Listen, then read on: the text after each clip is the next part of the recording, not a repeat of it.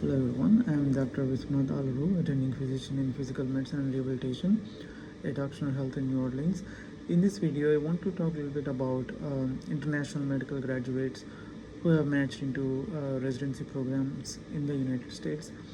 So I have already discussed this topic as part of my previous video lecture series on residency training program, but I wanted to bring about similar issues related to visa requirements. So once you match into residency program, the program can either offer a J1 visa or they can offer a H1 visa, right?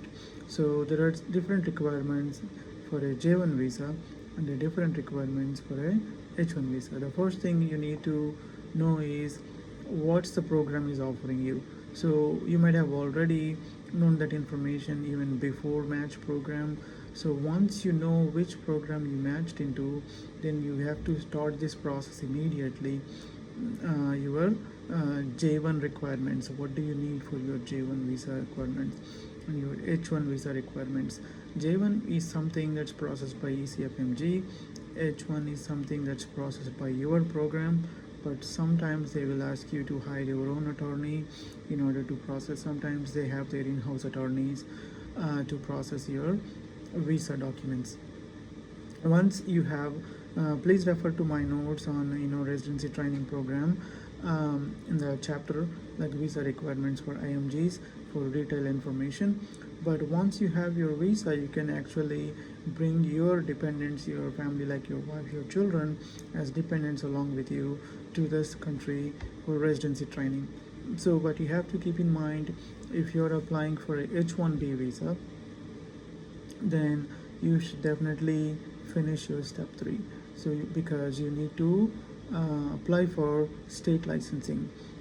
So state licensing can only happen if you have a step 3. So there is a step 3 requirement and state licensing requirement if you're applying for H1B visa, and it also takes longer. The processing times for H1B visa are longer compared to J1 visa, but J1 visa have a different requirements, because you need to have a ECFMG certificate and you need to get a letter from your program, and you need to get documentation from ECFMG, and then you need to get documentation from your human resource ministry from your home country, like a no objection letter, and you need to provide all this documentation to the immigration officer in order to secure your J1 visa.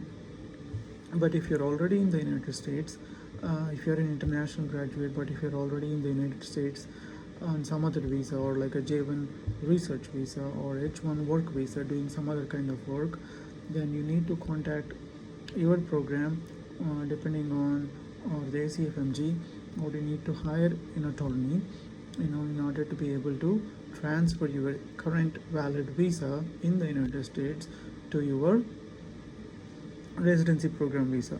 There are steps involved to be able to convert your research J1 visa into a residency J1 visa or H1B work visa from a different work environment to a H1B work visa for the residency program.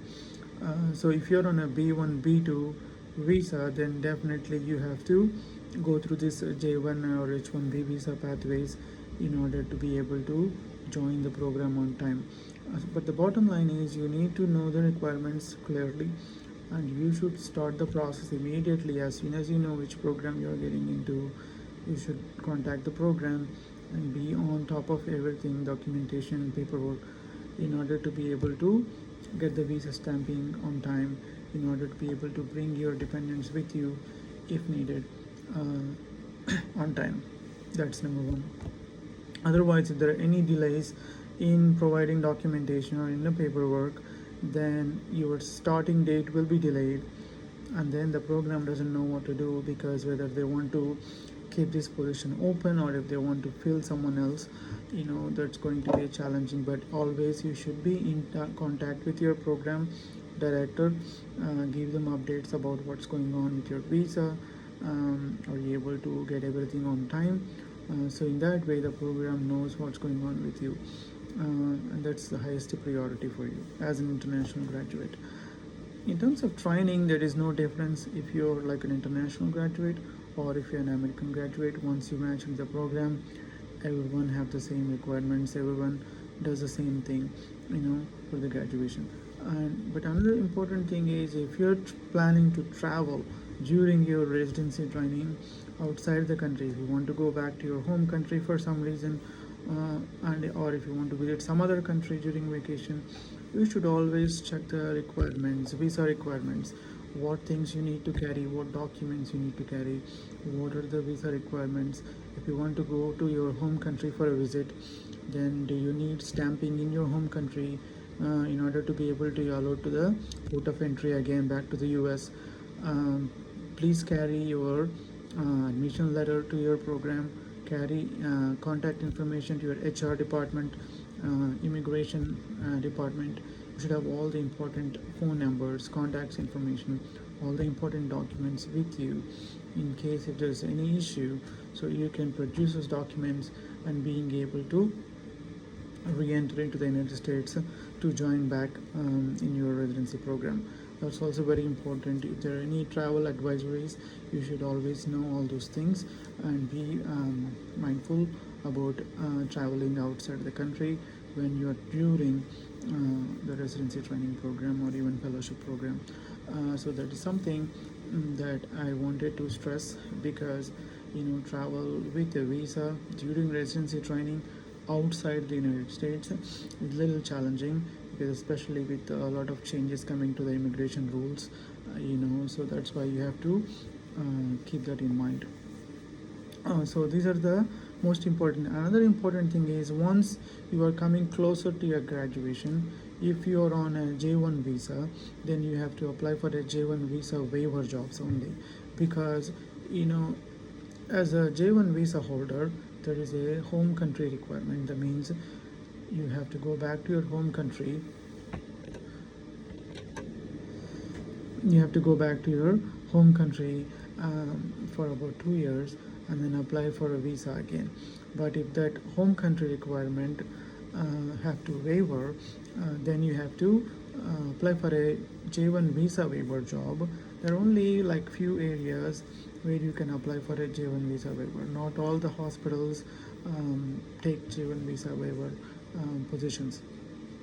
So that's how you work in that J1 visa waiver program for about 3 years. Then you convert into like a H1. But say if you're in a H1 visa during residency training, then you should be able to apply to another program or a hospital-based employment for a J1 visa. H1 visa. In that situation, it's like a transfer of H1 from your program to that employer. But remember that there is a J1 cap, or H1 cap. So that means there are only enough number of H1B visas issued under the H1 cap. So if you're looking into an employer who does not come under the H1 cap, then it becomes a little easier. But if the employer comes under the H1 cap, then it becomes challenging. So you definitely need to hire a lawyer, attorney, in order for you to transfer from your residency training program into a full-time physician job. If you're an H1, if you're a J1, then you need to find a J1 visa waiver jobs and work there for about like 2 to 3 years in order to fulfill that waiver requirements. Otherwise, you have to go back to your home country, spend time there for 2 years, and apply for a visa again. So these are the things that you have to keep in mind when you're coming close to your graduation during residency training. So with this, I'm going to end this video, and this is going to be the last video for this entire video series, US Residency Training and Beyond. I hope you all enjoyed my videos, got some good information about how to get through your residency training program. So I wish you all very best and good luck in your residency endeavors in the United States. If you have any questions, any suggestions or recommendations, please always email me at viswanath.aluru@gmail.com. I will be more than happy to respond to your emails and assist you in whatever way I can. Good luck. Thank you.